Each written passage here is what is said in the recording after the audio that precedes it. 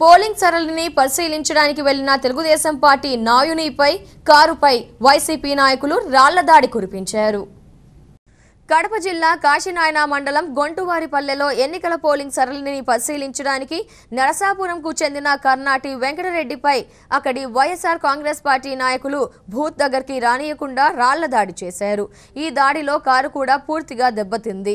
వెంకటరెడ్డికి స్వల్పంగా గాయాలయ్యాయి. ఈ విషయం తెలుసుకున్న వెంకటరెడ్డి బంధువులు, తెలుగుదేశం పార్టీ కార్యకర్తలు దాదాపు 5 ట్రాక్టర్లు, జీపులతో గొంటువారిపల్లెకు బయలుదేరారు. ఈ విషయం తెలుసుకున్న పోరుమామిళ్ల సిఐ రెడ్డి శేఖర్ రెడ్డి గంగనపల్లె దగ్గర జనాలు వాహనాలని ఆపి దాడికి గురైన వెంకటరెడ్డితో చర్చించి గలాటా జరగకుండా ఆపే ప్రయత్నం చేశారు. పోలీసులు అందరినీ సర్ది చెప్పి వెనక్కు పంపారు.